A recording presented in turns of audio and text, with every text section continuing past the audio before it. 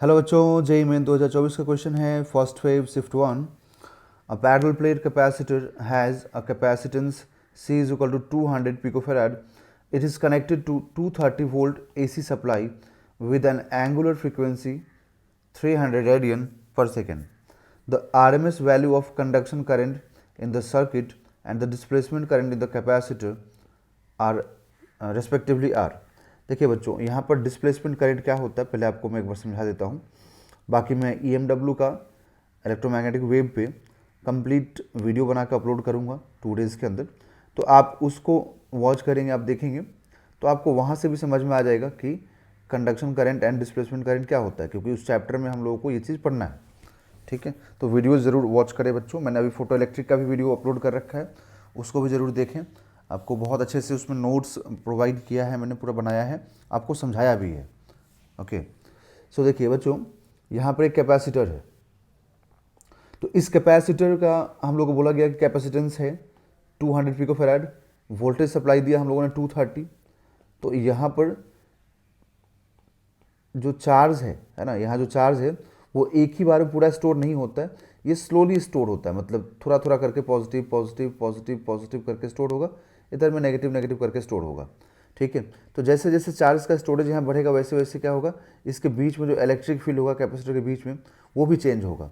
तो due to changing electric field, है ना, इलेक्ट्रिक फील्ड की चेंज होने की वजह से जो यहाँ पर करंट प्रोड्यूस होता है ना, उसको बोलते हैं हम लोग, यहाँ पर जो करंट प्रोड्यूस होता है उसको बोलते हैं डिस्प्लेसमेंट करंट, जिसको हम लोग ID से डिनोट करते हैं। ठीक है, और ये होता है C into dV/dt, where C is capacitance and dV/dt हो गया चेंज ऑफ पोटेंशियल। ठीक है, या फिर एक और फॉर्मूला होता है A epsilon not into dV/dt, तो ये भी फॉर्मूला होता है।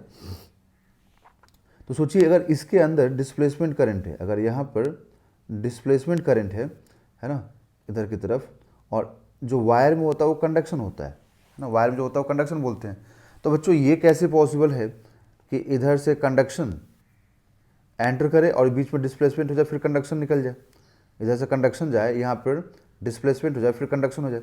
तो ये जस्ट बोला गया कि अंदर में कोई वायर नहीं है, तो वहाँ पर जो करंट होगा वो डिस्प्लेसमेंट करंट का, इसका फॉर्मूला ऐसा हो गया। बट एक्चुअल में इधर कंडक्शन है इधर कंडक्शन है, तो बीच में जो डिस्प्लेसमेंट होता है उसका वैल्यू भी कंडक्शन के बराबर ही आता है बच्चों। ठीक है, तो फॉर्मूला अलग है कैलकुलेट करने का, but conduction current is equal to displacement current ही होता है। तो आप यहाँ से जो भी ऑप्शन देखेंगे उसमें आपको देखिए सभी इक्वल मिलेंगे, या तो ये होगा या फिर ये होगा। ठीक है, बट ये नहीं हो सकता क्योंकि डिफरेंट है, 13.8 138, ये भी नहीं हो सकता क्योंकि डिफरेंट है। तो या तो ऑप्शन 1 या फिर ऑप्शन 4 होगा। तो आइए हम लोग इसको कैलकुलेट करते हैं।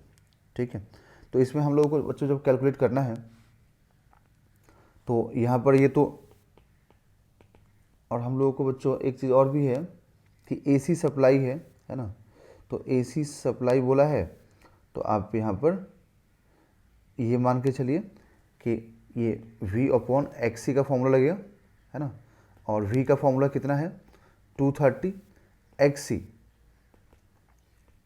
जो कैपेसिटिव रिएक्टेंस होता है उसका फॉर्मूला क्या होता है 1/ωc। दैट मीन्स कि आपको 230 इंटू ओमेगा इंटू C लिखना होगा। तो 230 इंटू ओमेगा का वैल्यू 2π इंटू फ्रीक्वेंसी कितना हमें दिया हुआ बच्चों, तो फ्रीक्वेंसी नहीं दिया हुआ, हम लोगों को दिया हुआ पूरा एंगुलर फ्रीक्वेंसी। एंगुलर फ्रीक्वेंसी का मतलब होता है ओमेगा, तो 330 300 एंड कैपेसिटेंस है बच्चों 2 पिकोफैराड। तो पिकोफैराड का मतलब होता है 10⁻⁻12। तो अब देखिए कितना जीरो कैंसिल होगा, 1 2 3 4 5 जीरो इससे कैंसिल हो जाएगा, और ये 23 इंटू 3 इंटू 2 6 हो जाएगा, इंटू 10⁻⁻7 रिमेनिंग होगा। अब इसको मल्टीप्लाई करें बच्चों हम लोग, तो 138 इंटू 10⁻⁻7। तो अब जब इसको हम लोग सिंप्लीफाई करेंगे तो ये आएगा 13.8 into 10⁻⁻6 ampere, that is 13.8 micro ampere. और बच्चों ये हो गया कंडक्शन करंट, एंड आपको मैंने समझाया अभी कुछ देर पहले कि कंडक्शन करंट ही डिस्प्लेसमेंट करंट यहाँ पर होगा। Okay, so option number 4 is the right answer, 13.8 microampere.